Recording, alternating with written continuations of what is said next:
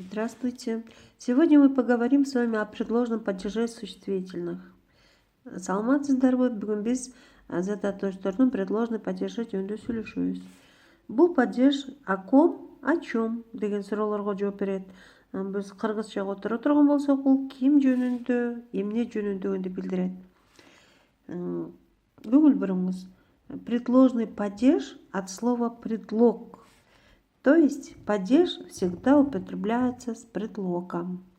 Бұл предложный падеж деген предлог деген сөздүн, а предлог деген эмне экенин билебиз, Бұл предлог башка падеждердин баардыгы же предлог менен же предлогсуз колдонулса, бул только предлог менен колдонулат экен. Ошондуктан предложный, предлогдуу падеж деп аталат экен.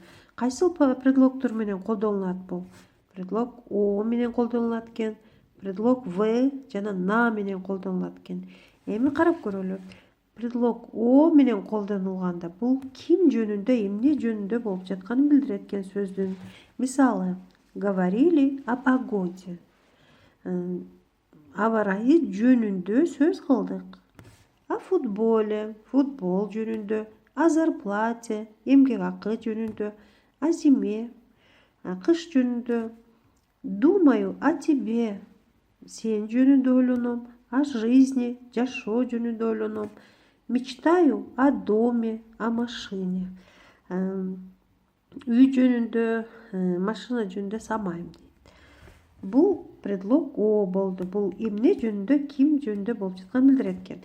Эми в жана на предлогдору менен колдонулган учурда ушу предложный падеж ким жөнүндө, эмне жөнүндө деген суроого эмес, башка кимге, эмнеге, эмнеде деген суроолорго жооп берип кетет экен. Муну карап көрөлү. В на предлогдору кыймыл аракеттин ордун, мезгилин, эмне менен аткарылып жатканын жана эмнеде болуп жатканын айтканда колдонулат. Мисалы, жить в городе.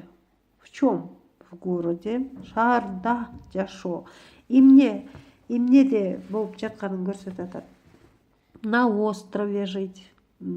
Аралда жашоо. На Украине, Украинада жашоо. В России, Россияда жашоо. Ошондой эле кыймыл аракеттин качан, кандай болуп атканы. Вернуться в декабре. Декабрда кайтып келүү. Ездить на машине. Эмне менен болуп аткан, эмнеде болуп атканын билдирет экен. В автобусе. Играть на гитаре. Так, эмнеде, эмне менен аткарылып жатканын көрсөтүп атат, Играть на гитаре, на комозе. Гитарада, комузда ойноо. Работать на компьютере. Работать на заводе. Или быть на собрании, на лекции. Кыймыл аракеттин каякта болгонун көрсөтүп атат. Бул учурда биз о чем эмес, на чем, же болбосо где деп кыймыл аракеттин багытын, ордун көрсөтүп атканда где деген суроо берет экенбиз. Көңүл буруңуздар, бул в жана предлогдору кандай болуп колдонулат экен? Себеби кыргыз тилинде буларды аябай көп алмаштырышып тура эмес колдоно беришет да. Ушуга көңүлүңүздөрдү коюп терең түшүнүп алсаңыздар. Мисалы, в углу комнаты стоял мягкий диван. В углу дегенде бул үйдүн бурчунда. В углу комнаты, комнатанын, бөлмөнүн бурчунда дейт. Жумшак диван турган. Бөлмөнүн бурчунда жумшак диван турган дейт. Демек, в углу комнаты дегенде в предлогу уланганда үйдүн ичиндеги, ички бурчун билгизип атат, Ал эми кийинки мисалды карап көрсөк, Сережа с Акматом договорились встретиться на углу улиц Горького и Первомайской. Сережа Акмат менен Горький жана Первомайский көчөлөрүнүн бурчунан жолугалы деп сүйлөшүштү. Бул жерде ошол эле сөз на углу деген бурчунда деген, бурчтан деген. Бирок на предлогу уланганда бул сырткы бурчту билгизип атат, сырттагы бурчту билгизип атат. А вы болсо ички бурчту билгизип атат. Бөлмөнүн ичиндеги жана башка нерселердин ичиндеги бурчту. На завод можно доехать на автобусе и на трамвае. Заводко автобус менен да, трамвай менен дагы барса болот дейт. Мына на деген предлог колдонуп атканда эмне менен дегенди билгизет экен, эмнеде, эмне менен дегенди билгизет экен. А эми кийинки мисалды карап көрсөк, я встретил своего друга в трамвае.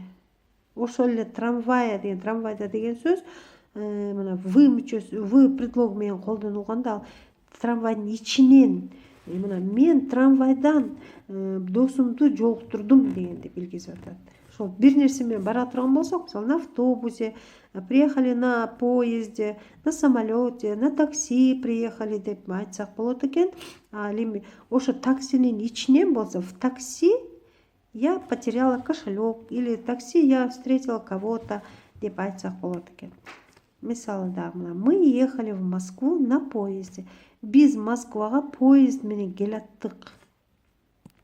Дагы бир мисал, в Бишкек бабушка летела на самолете, а обратно вернулась на поезде, потому что в самолете плохо себя чувствовала. Мына караңыз, Москвадан Бишкекке чоң эле самолет менен учуп келди. А кайтып келатканда поезд менен келди. Анткени самолетто өзүн жаман сезди. В самолете, значит, самолетто болот экен. Вы, бул самолеттин ичинде, а на самолете, бул самолет менен учуп келди. Поездом, на поезде, поезд менен келди дегенди билгизет экен. Ушуларды айырмалап билип алышыбыз керек экен. Эми ушул эле предложный падеж дагы кандайча колдонулат? По-русски говорят так, орусча мына мынтип айтабыз.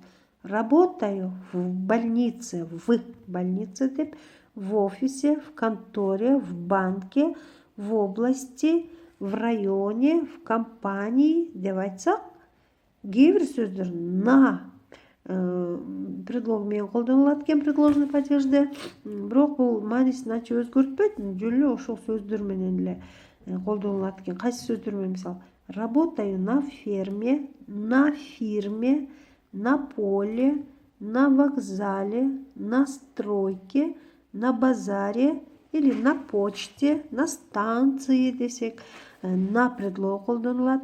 Ал эми бул сөздөрдө в школе, в больнице, в офисе в менен айтылат экен. Был где? В театре, в командировке, в лаборатории, в нашей республике десек, вы колдонулат да, бирок ошол эле маанидеги сөздөрдү башка предлог менен айтат экенбиз. На деген. На стадионе были, на концерте были, на лекции, на собрании, на занятии, на уроке, на дискотеке. Эми бул жерде биз мондай бул сөздүн алдынан бул келет, бул сөздүн алдынан вы предлог келет деген так мындай правила жок, так эреже. Муну буларды эсибизге тутуп алышыбыз керек да, себеби бул тилдин, орус тилинин ички закондору.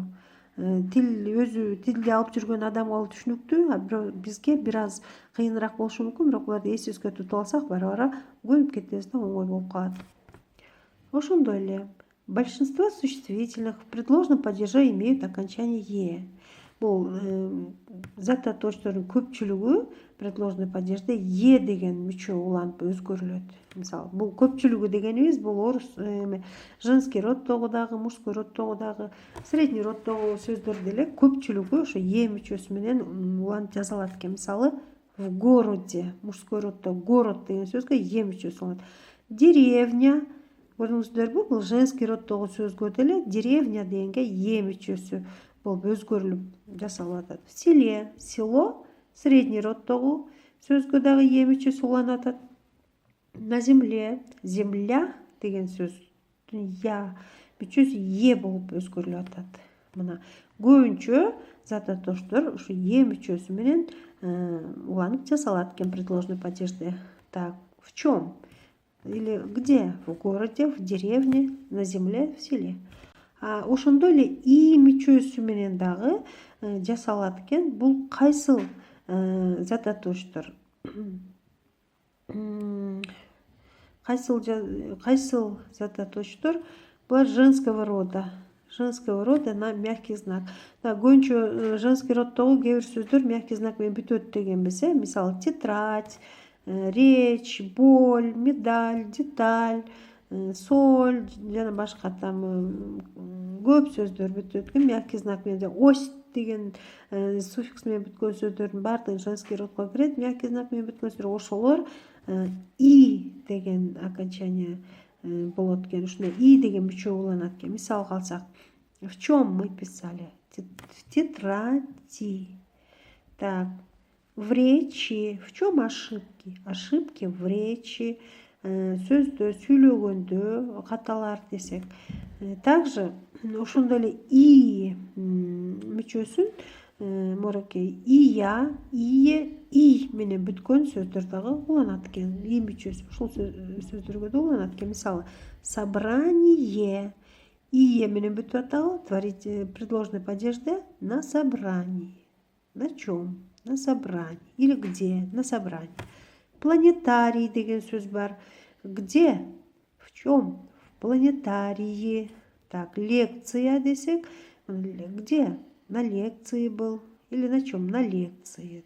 И мүчөсү уланып жасалат экен. Үйгө тапшырма. Прочитайте диалог. Учитесь правильно употреблять форму который час и сколько времени. Который час жана сколько времени деген суроолорду кандай убакта колдонуш керек экенине көңүл буруңуздар. Таня, скажите, пожалуйста, сколько времени? Таня, айтыңызчы, канча убакыт болду? Ты хочешь узнать, который час? Сен саат канча болгонун билгиң келип жатат го? Да, конечно.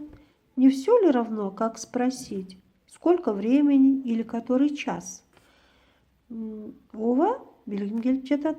Баары бир эмеспи, кандай сурасак, убакыт канча болду же саат канча болду деп. Когда спрашивают время, говорят, который час.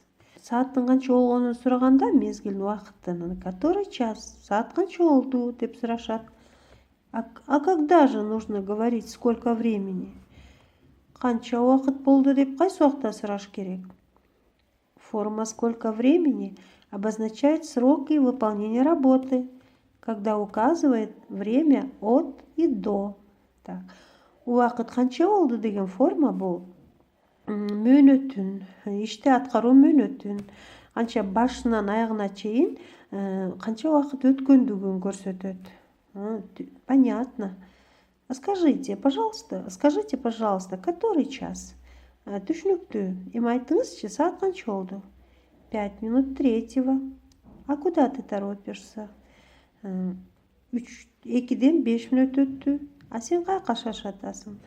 На тренировку. Машыгууга. Мне нужно быть там 3 часа. Мен ал жакта 3 саат 3тө болуп калышым керек. А сколько времени ты там будешь?